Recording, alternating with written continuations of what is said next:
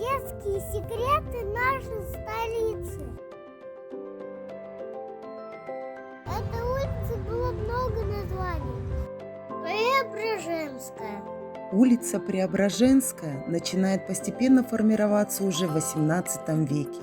В 1789 году была построена двухэтажная деревянная Преображенская церковь. От нее ведет свое начало и название улица Преображенская. Эта улица разделяла город на две части.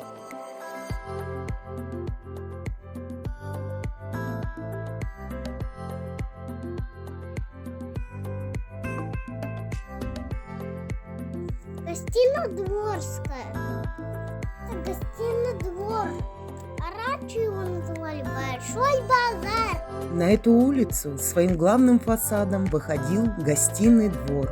Он строился в течение нескольких лет и окончательно был возведен в 1836 году. Среди населения города его обычно называли Большим базаром.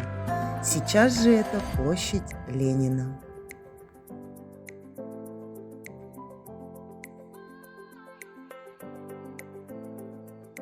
Клубная.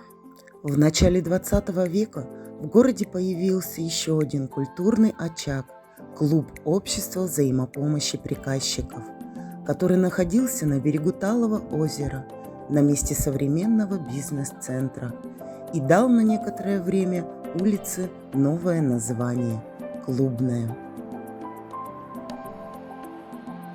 Улица Преображенская, Гостинодворская, Клубная в начале 20 века окончательно оформилась. А сейчас это улица Кирова. В 1938 году она стала улицей Кирова. Сегодня улица Кирова является одной из самых красивых и современных улиц нашего города. Вот и все, конец.